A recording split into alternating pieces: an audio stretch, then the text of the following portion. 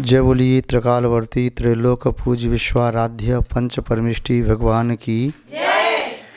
अनंत अनंत शुद्ध परमिष्टि भगवान की जय। वर्तमान जन शासन नायक श्री वर्धमान महावीर भगवान की जय। परम पूज्य आचार्य भगवान श्री समंत भद्र स्वामी मुनि महाराज की जय। परम पूज्य सिद्धांत चक्रवर्ती आचार्य गुरुदेव श्री विद्यानंद जी मुनि महाराज की जय। विश्व कल्याणकारक अहिंसा प्रदान श्रीमद विश्व धर्म की जय। जैनम जयतु शासनम जैनम जयतु शासनम विश्व कल्याणकारकम। विश्व कल्याणकारकम। धर्म स्नेही सत श्रद्धालु यहाँ पर उपस्थित आप सभी भव्य वर पुंडरीक पुण्यात्मा महानुभाव रत्न कंडक साबकाचार्य की वाचना में विगत दिवस परमार्थ भूत शास्त्र का लक्षण देख रहे थे, जिसके माध्यम से परम अर्थ की सिद्धि हो, उत्कृष्ट प्रयोजन की सिद्धि हो। वह समीचीन शास्त्र जो स्वयं समीचीन हो, समीचीनता का उत्पादक हो और समीचीनता को प्राप्त ग्रंथ के द्वारा कथित समीचीनता में जीने वाले गणधर प्रविष्टि मार्ग पर चलने वाले उपाध्याय साधु आदि के द्वारा लिपिबद्ध वह समीचीन शास्त्र अब यहाँ बता रहे हैं। सम्यक्त के मूल तत्व निर्ग्रंथ गुरु का स्वरूप। निर्ग्रंथ गुरु का स्वरूप क्या है, यहाँ पर लक्षण न कह करके स्वरूप की बात कह रही है। लक्षण वह होता है जो सर्व लक्ष्य में घटित हो, वह अतिव्याप्ति दोष से दूषित भी न हो, अव्याप्ति दोष से दूषित भी न हो, असंभवी दोष से दूषित भी न हो, किंतु स्वरूप में समग्र बातें कही जाती हैं। जैसे जीव का लक्षण किया तो चेतना लक्षणो जीवाहा, यह किया उत्तम सुख को लक्षण नहीं बनाया, केवल ज्ञान को लक्षण नहीं बनाया, केवल दर्शन को लक्षण नहीं बनाया, अनंत शक्ति को लक्षण नहीं बनाया, अमूर्तता को लक्षण नहीं बनाया, सिद्धत्व की अवस्था को लक्षण नहीं बनाया, संसारी अवस्था को लक्षण नहीं बनाया। तो लक्षण ऐसा बनाया जाता है जो उसमें संपूर्ण रूप से व्याप्त हो, उसके अतिरिक्त किसी अन्य में व्याप्त न हो और उसके एक हिस्से में भी नहीं, और ऐसा भी लक्षण न हो जिसका लक्ष्य में होना असंभव जैसा हो। चेतना लक्षण कहने से जीव का लक्षण चेतना, जहाँ जहाँ चेतना पाई जाती है वहाँ तक जीव पाए जाते हैं। संसारी जीव हो चाहे मुक्त हो, त्रस हो चाहे स्थावर हो, संगी हो चाहे असंगी हो, चेतना सब में पाई जाती है। जरूरी नहीं है केवल ज्ञान सब में हो, जरूरी नहीं मति और सत ज्ञान सब में हो, जरूरी नहीं सब मिथ्या दृष्टि हो, जरूरी नहीं सब समदृष्टि हो, जरूरी नहीं कि सब छद्मस्त हों, जरूरी नहीं सब केवली हों। इसलिए जब स्वरूप अपने अपने पद के अनुसार अलग अलग स्वरूप बताए जाते हैं तो उनके स्वरूप से संबंधित अनेक बातों का समावेश होता है। आचार्य भगवान वीरसेन स्वामी जी ने धवला पुस्तक 1 में साधु की विशेषताएं बताई, उसमें अनेक विशेषताएं गिनाई। साधु किस प्रकार से सूर्य से प्रतापी, चंद्रमा से शीतल, बैल जैसे शांत स्वभावी, गजराज जैसे स्वाभिमान, सर्प की तरह से अपना घर न बनाने वाले, मणि की तरह से कांतिमान, अनेक विशेषताएं दी। शीन से पराक्रमी कहा तो कश्यप जैसे संयत भी कहा। तो ये सब विशेषताएं साधु में होना अनिवार्य नहीं है, किंतु किसी साधु में कोई विशेषता विशेष है, किसी में कोई विशेष है। लक्षण जब कहेंगे तो एक ऐसा लक्षण बनाना पड़ेगा जो सब में पाए जाए।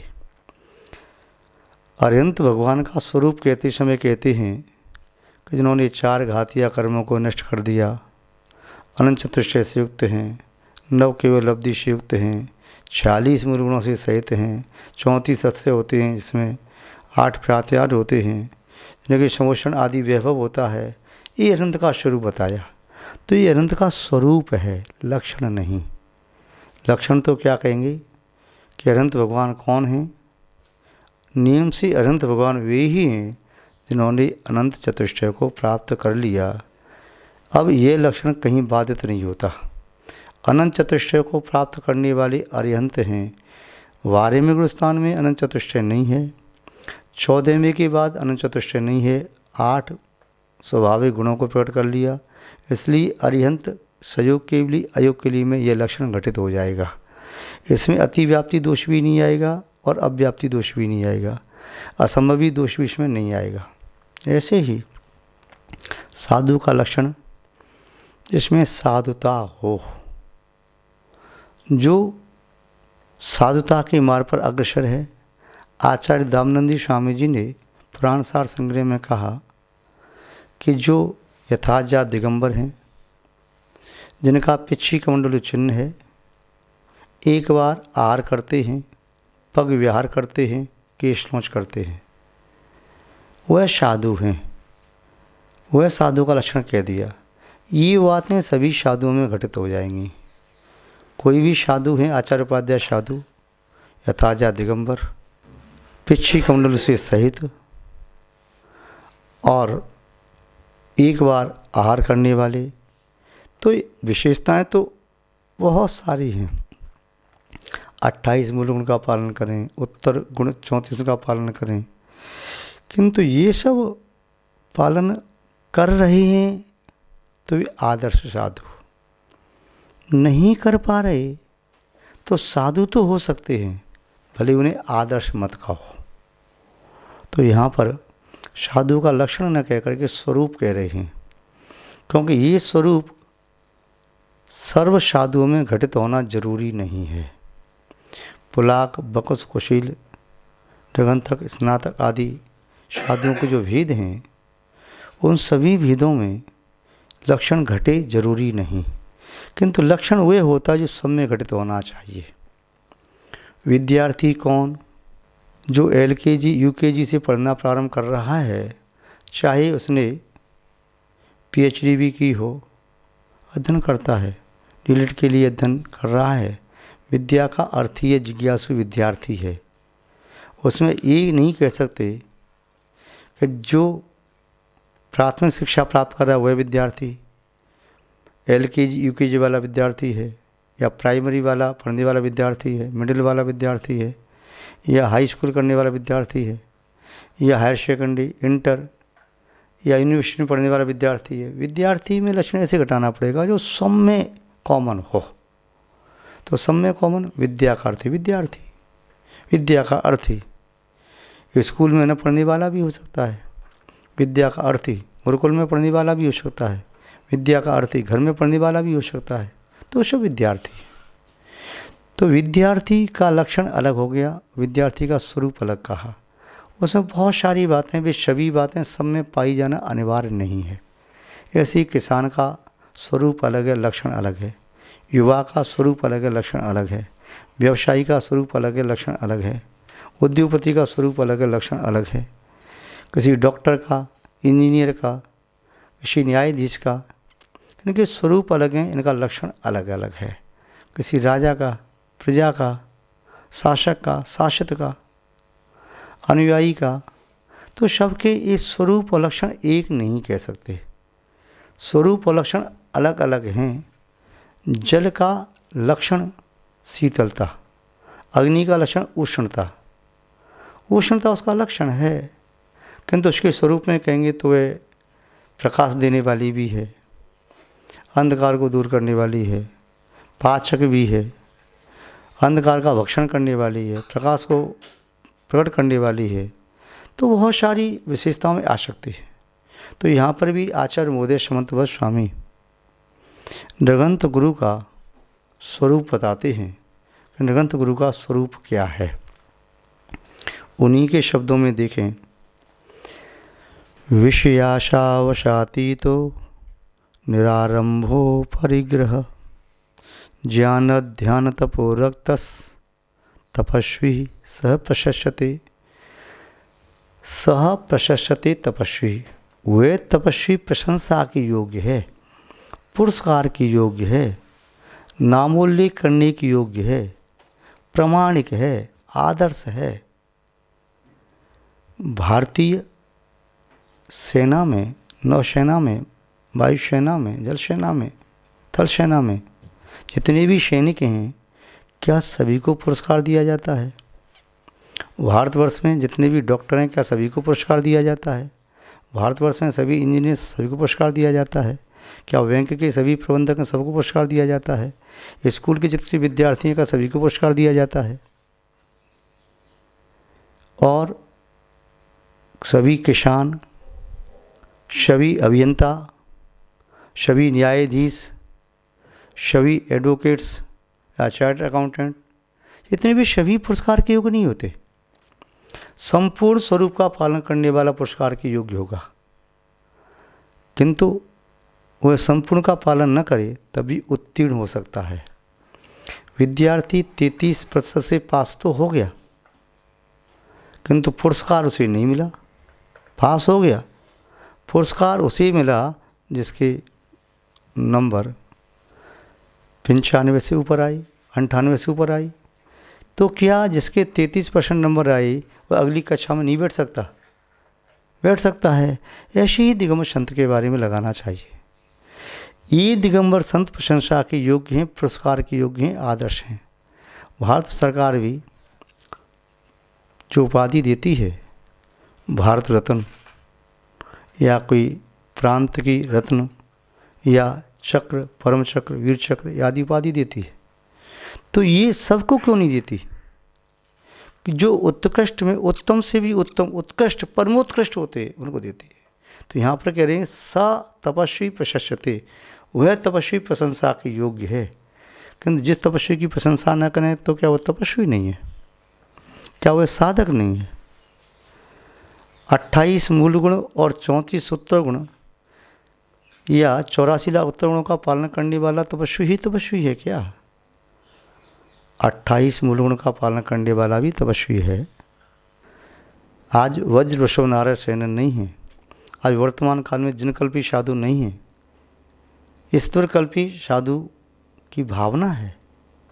तो आज इस साधु का लक्षण आचार्य समंतवत स्वामी ने उत्कृष्ट साधु के लक्षण की भावना से यहाँ पर स्वरूप कहा कि विषयों की समस्त आकांक्षाओं से रहित, समस्त प्रकार की इच्छाओं से रहित, सर्व प्रकार के आरंभ से रहित।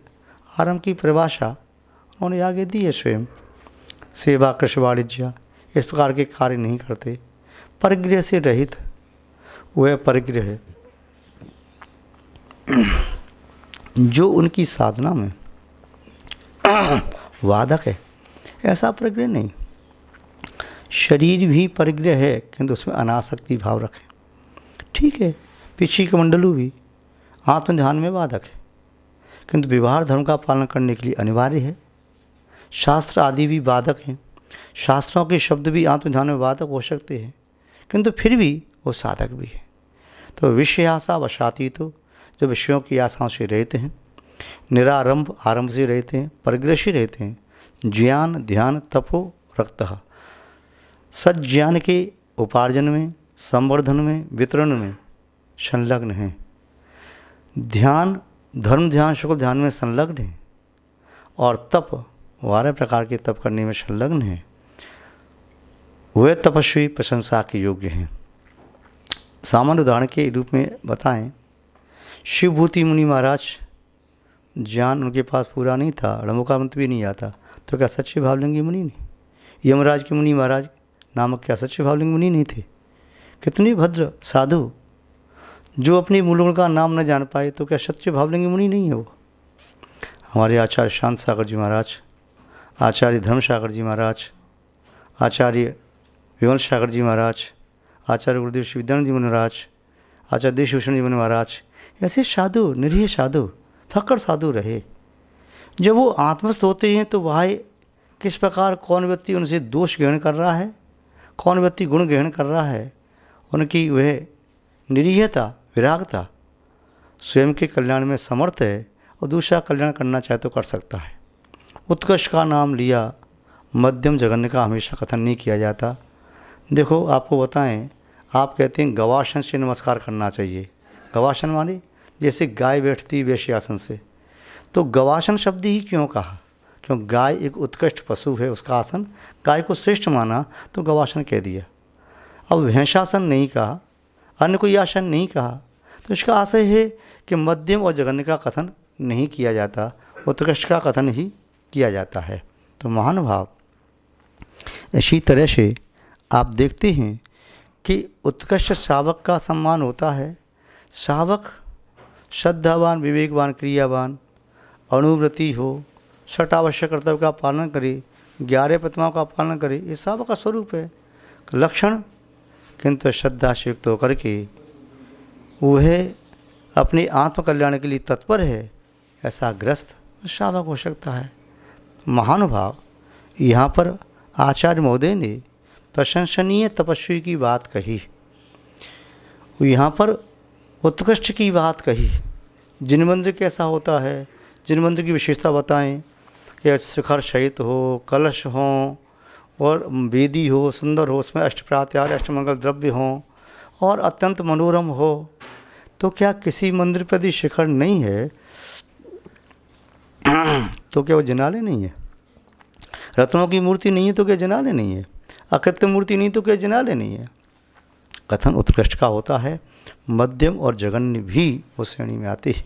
तो यहाँ पर उत्कृष्ट साधु का स्वरूप यहाँ बताया है, तो उसे समझ कर के उत्कृष्ट के प्रति श्रद्धावनत बने और अपने सम्यक्त को निर्मल बनाएं, सुदृढ़ बनाएं, यही सम्यक्त का हेतु है। तो ये निगंत साधु का स्वरूप कह करके इस कार्य को निष्पादित करते हैं। शेष आगे विस्तार से देखेंगे। आज बस इतना ही। जय बोलिए श्री शांतिनाथ भगवान की, परम पूज्य आचार्य गुरुदेव श्री विद्यानंद जी महाराज की, अहिंसा में विश्व धर्म की।